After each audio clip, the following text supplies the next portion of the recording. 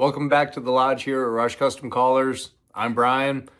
Got my notes here. Got some bullet points, and keeping the bullet points keeps my focus of attention. So some of the things I'm going to talk about, I'm really going to elaborate down this rabbit hole. Winter stand duration explained. So I'm going to talk about how long to stay on a stand during the winter months, cold season, breeding season, reading tracks and fresh movement. Reading the tracks versus your fresh movement. The one stand wonder, like that one isolated incident, that one place, that one property in the wintertime, and learning winter the hard way. So back up to the top, winter stand duration. I don't like to correlate winter, summer. Actually, I shouldn't say summer because we don't have a summertime season, but winter time versus the fall, preseason, breeding season, pre-rut versus rut, post-rut. Depending on the size of the habitat that I'm calling into is going to correlate how long I actually stay on the stand. So the bigger the habitat, the longer I'm going to stay on stand. I also like to break this down to, we don't have competitions here in upstate New York anymore. They were criminalized with legislative bills that were passed. So it's not get to a stand, call 15 minutes, got to get to the next one, call for 15 minutes, and just keep moving. The more you move increases the chance of success. I 100% agree with that, with one exception. Going to a stand that you know holds coyotes, if you have bigger habitat, I stay longer. I might stay as long as 45 minutes to an hour, depending on the vocalizations, the responses that I have back, correlated with the wind direction that I have. I'm going to stick around for a while. I'm going to cut distance on those sounds. I'm going to move from my original location, cut distance on where I hear the coyotes.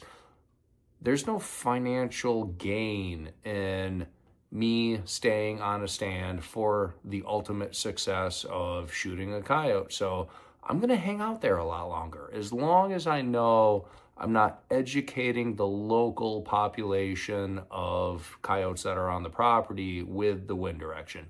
So the bigger the habitat, I typically stand on that stand for a lot longer. Vocalizing or throwing out prey distress sounds, one or the other, take the temperature, read the room. This is going to fall back into woodsman skills of what sounds to make during the time of year and how you're calling. Bigger habitat, I stay longer. Smaller habitat, nothing's home, I'm going to move.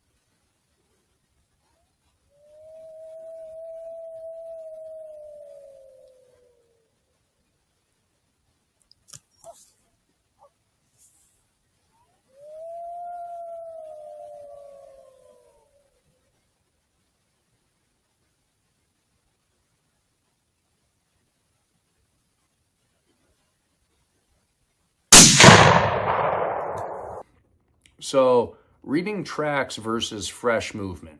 So this morning, this was a perfect example. I have a blink cam. It's kind of like the Ring camera for the doorbell, and I had motion movement. I looked, Postal Service showed up, so I had a box delivered to my front porch. So I walked out of my shop, I walked all the way up the driveway, I went to the house where we usually have packages delivered from the Postal Service, and I walked down the one path that goes adjacent to the house to the front door, And just this morning, we had a light dusting of snow overnight, and cold temperatures, bipolar Mother Nature pulls her crap all the time up here, freeze thaw, freeze thaw. We had a little dusting of snow, and I saw fox tracks coming in and out of all of the loose leaf litter that blew against the foundation of my garage.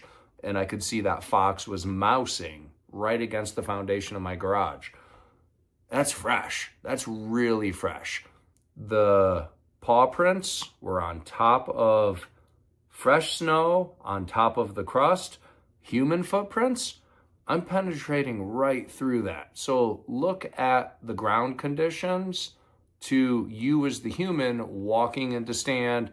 Are you on top of the snow? Do you break through the crust? Yeah, we're a lot heavier than the coyote. We have a lot less surface area of the coyote with the amount of weight that we're pushing down.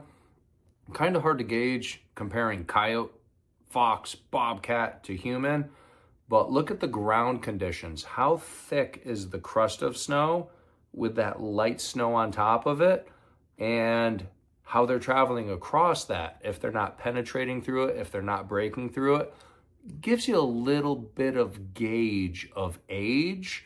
Pay attention to the weather. Dusting of snow, heavy snow. You get a dusting of snow that's just on top of that crust. Pay attention to that. Look for the tracks. If there's some tracks, might be an isolated incident, might be passing through. You start seeing a lot more tracks and a lot more scent marking in a general area. You're getting a lot, when I say scent marking, feces and urine. Scent posts, markings. Picture your resident house dog that just pees on the fire hydrant. Walking down the road, does a leg lift, keeps marking. Coyotes are gonna do the same thing.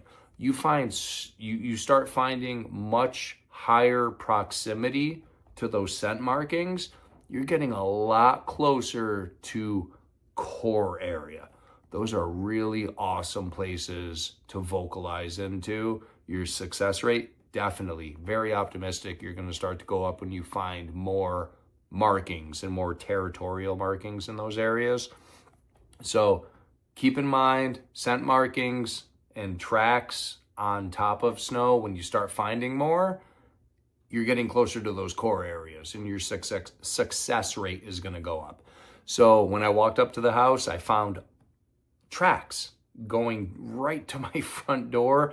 Camera never picked it off, came in from the road, worked the foundation. It was just mousing. It was just a fox mousing along the wind drifted loose leaf litter under the snow right against the foundation. That fox is doing what foxes do. I want them to do that. Mousing and mousing and mousing. When they become a negative impact on my livestock with my ducks and chickens, fox don't last long on my property. So I saw that one transient fox that came onto my property, did fox things, and then just worked right off. Not a big deal. Not a big deal at all. So that falls into the one stand wonder mistakes. When you find tracks, you find sign, you don't have a lot of habitat, that coyote, that fox, that bobcat, they have that core area, then they have that big, I don't know what that was. They don't have necessarily a huge home range. It's going to depend on the sustainability of core area and habitat associated with how big their actual home range is. So if you have a property that you have permission to go on, you hunt it, you're successful, you go back, and then it's dead, it's dead, it's dead. You can start to gather a little bit of statistical information here where it's not core area, it might be within the home range. Don't spend a lot of time there. I have properties that I have that validity with statistical information over the course of time. Go there, you call, 10, 15 minutes, leave. The habitat is not that big. So those are things that you need to recognize over the course of time of habitat, core area, home range, sustainability. How long are you actually going to stay there for? So when you have vocalizations, they definitely want to keep you there. What's between you and the vocalization? Cutting distance. Do you have room to cut distance? All of those things are going to come back with boots on the ground, time in the field. So the last thing right here I have is learn winter the hard way. Hey, Brian. Yo. You forgot the damn call you got there. Add that guy's call. Oh, this guy? Bob. What about Bob? Talk about Bob. Oh, Bob. Yeah, got to talk about Bob. I totally forgot about Bob. So in this bag right here, these are actual castration bands for livestock. If you look at my call right here that I built, this is a castration band. I built this call for, not going to say the last name, but his name's Bob. And this is a call for Bob that I built for Bob with a castration band. Now, it would be funny to say if all of these were used, but that would be kind of gross. But all of these castration bands fit the needs for what I'm doing for the product I'm building and how I'm marketing and how I'm selling it. They are dusted with a powder. They are clean. It's picture where this castration band is actually going on a live animal in the intended use. So I really don't have any problem putting it up to my mouth when it's brand new out of the package. If it was used, yeah, I'd probably have a little bit of an issue with that. So that castration band on this howler, I'm so glad you brought that up, Dennis. So this castration band is just helping to lock a little bit of what I like to call muscle memory. When I put the call up to my mouth, my upper lip is just coming into contact with that O-ring, that castration band on the reed and the tone board right here. It hits a little bit of muscle memory. So if I just come into contact with that, I know right where I need to be.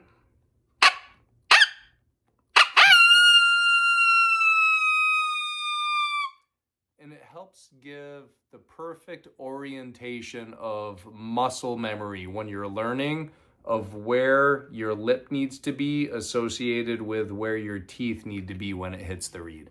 So thanks for bringing that up, Dennis. You're welcome. Thank you, Bob. Thank you, Bob. All right. So learning winter the hard way.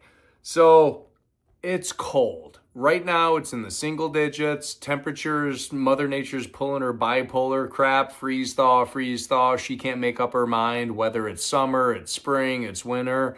And these cold temperatures that we have, if my body hurts and I'm not enjoying myself, I'm probably not going to be in the coyote woods.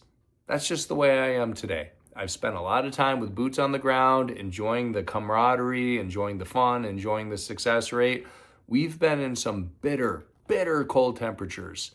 I think the coldest we ever went out, I took a picture of the dashboard of my truck without the wind chill, and the ambient air temperature was -22. It was so cold out. The equipment still worked. The thermal optics we were using, our pulsars that we use, they were still working appropriately, but our bodies hurt. If I'm doing that today, I'm not doing it.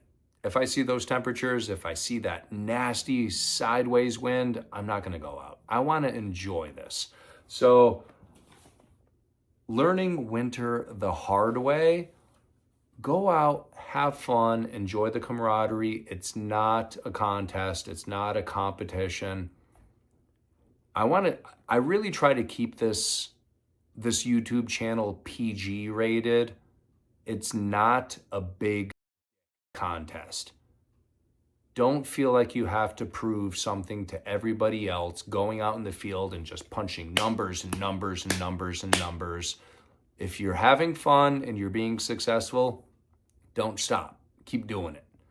So learning the winter the hard way is going to be you. Put boots on the ground, have fun, enjoy doing it. Excuse me. If it turns into a job and you're working for it, take a break. Take a break, get out, enjoy, have fun. So some things I wanted to break down that really spawned some memories with the four things I wanted to talk about. Winter stand, duration, that's going to be how much habitat we have. And reading the tracks, fresh versus old. I gave a couple explanations of that with stepping human footprints on the ground, breaking through the crust. Is the animal walking across the crust of snow? Looking at fresh sign versus old sign. One stand wonders. You went to one property one time, you experienced something amazing. And then learning winter the hard way. Just enjoy doing what you're doing. It kind of spawned a little bit of memory of back in the day. So here in upstate New York, coyote hunting contests were criminalized under legislation. We can't have competition hunting. We used to. So some of the things I wanted to talk about completely related to this and same topic of conversation is outskirts versus core area. Those are the isolated incidences where you went out one time, you had success, and now it's recognition of boots on the ground, time in the field. You were successful once. Why is it dead? Why is it dead? Why is it dead? You were on the outskirts of the home range where you called in that one coyote, you killed that coyote, or you saw a coyote. You're not getting close enough. You gotta recognize that. Look at the habitat, look at the existing surrounding habitat adjacent to where you're calling. That's going to give you an appropriate time frame of how long to actually call that stand from. So that could have been an isolated incident, but if you go back and you continue to have vocals, you continue to have visuals, you're getting closer to the home range. Give it time, but spend more time, okay? So wind direction, always super important. So one thing I want to talk about here at the very end is not for the New York State hunters. So two things, mange coyotes and death piles on a farm. Totally related. So this is information for your success. If you're in a state where you still have competition hunting, coyote contests are still legal, and your financial motives are the heaviest coyote is going to bring in the most money for you. So mange coyotes, in my experience, are typically the heaviest. Why? I've skinned so many coyotes over my time, and skinning a coyote, the actual size of the carcass is puny. It's all fur. All of this right here. The size of the coyote that you actually see, it's all fur. When you have a mange coyote that is a mammal, that needs to maintain homeostasis. So homeostasis is internal body core temperature of maintaining all of those things that the mammal needs to survive. Homeostasis, very important keyword. Look that up. I'm not going to define it. So if you take a coyote that has mange to maintain appropriate homeostasis, their caloric intake is going to be exponentially through the roof. Every coyote that I've skinned, the body is puny. It's all fur.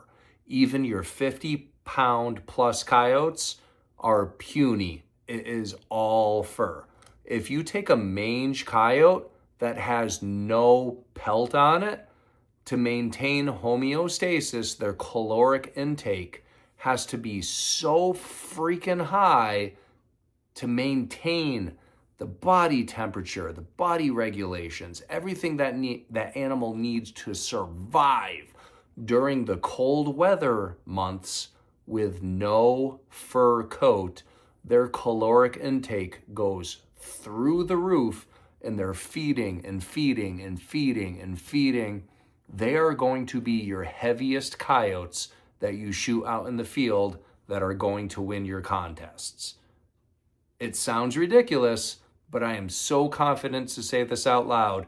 If you catch a mange coyote on a trail camera, target that property, it's going to substantially increase your chances of winning a contest. So, how do you do this? If you have a property that is holding livestock, so I'm going to use one of multiple properties that we have permission on. Dairy cattle farms that have livestock, and if you have that quantity of livestock, there's always going to be a death. There's always going to be death in the amount of animals that are being raised for milk, for beef, for food for people. There's always going to be unfortunate death amongst the livestock. So where does the landowner put the death? Typically in a death pile. It's going to be located somewhere on the property. I can tell you right now where that is. It's going to be on the downwind most portion of that property. So, access, fields access, hedgerows, trees, wood blocks, it's going to be easy access to take that death from livestock in that agricultural area to drive it to the death pile. Ease of convenience for the landowner. They dump the livestock. It's going to be on the downwindmost side, so the landowner doesn't have to smell it. They don't want to have to deal with that negative odor coming off of that death pile. So now correlate that with, I know that hypothetically, there's a 4th generation dairy cattle farm. They've had a 4-generation old death pile on that property. I'll argue with anybody all day long. 4 generations old, that death pile's part of the habitat. So what's my approach? I can't go at it from the farm. I can't go at it from that adjacent road. I typically have no approach to get to that death pile because of the statistical wind direction. But what I do have is knowledge of where that death pile is, where that food source is, and what's downwind from the death pile. If anybody tells you you can't call over bait, they've never done it before. They're being completely complacent with old wives' tales and their past experience. This is what I'm telling you. Get 200 at my house. Huh? I'm sorry. 200 on my pile, 1 acre land. Yeah, exactly. So I'll cut that, Brian. Sorry. yeah, no, all good. If anybody tells you you cannot call over a bait pile, I'm going to call it a piece of existing habitat that belongs on the property because it's 4 generations old. That death pile is part of the habitat. And if you're overlooking that, that's your neglect, targeting the species of animal that you're after, and there's adjacent habitat. Who owns that 5-acre woodblock on the downwind side, or that other property owner, or maybe another property owner? Talk to those property owners to gain access towards the downwind of where that death pile is so you can call into that timber block. And I guarantee you your success rate is going to increase. So Not just because you have permission to have boots on the ground on that big ag farm that has livestock with a death pile. Communicate with the adjacent surrounding landowners that border that, especially towards your predominant wind side. Gain access from them with a good perspective and good point of view where you have a good stand and call perspective to call into that woodblock. Your success rate is going to go up exponentially. So correlating all of this back to that mange coyote, winter months, that needs to meet those expectations to maintain homeostasis as a mammal, their caloric intake goes through the roof. If there's a large bait pile, I don't want to call it a bait pile because I'm not baiting, it's a death pile. It's part of the habitat.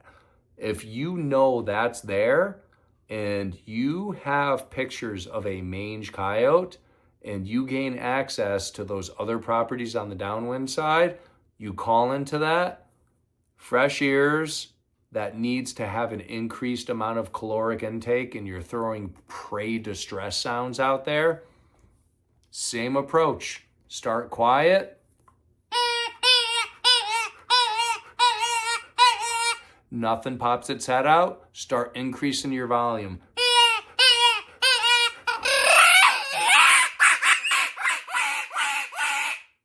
That mange coyote increases the chances of popping his head out, you getting a shot, and you taking home the prize for biggest coyote for that contest. So I hope all of this helps. A lot of experience in the past. Unfortunately, contests were criminalized in the state of New York, and I like to use myself as a good example of why that really pissed in my Cheerios.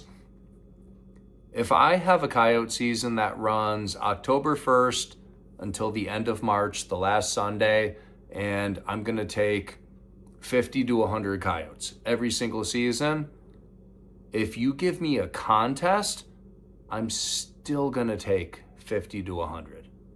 There's no negative, detrimental impact to the habitat, to the amount of coyotes, defining conservation. Everything that we do as outdoorsmen, criminalizing contests didn't do anything other than criminalize the camaraderie of those like-minded outdoorsmen. It got a really bad rap. I enjoyed contests. I enjoyed the conversation. I enjoyed going to the weigh-ins, having those conversations with those same group of guys every single year at those clubs. Unfortunately, that was criminalized for one perspective, which I get it, I understand, because it's the narrative. Killing animals for money, I get it. It sounds disgusting, and I sympathize with that, and I totally agree with it. But the ultimate thing that we're doing as conservationists, as outdoorsmen, as coyote hunters, is defining conservation. And how do we define conservation? Anybody? Put in a comment. I know the answer to this. What is the definition of conservation?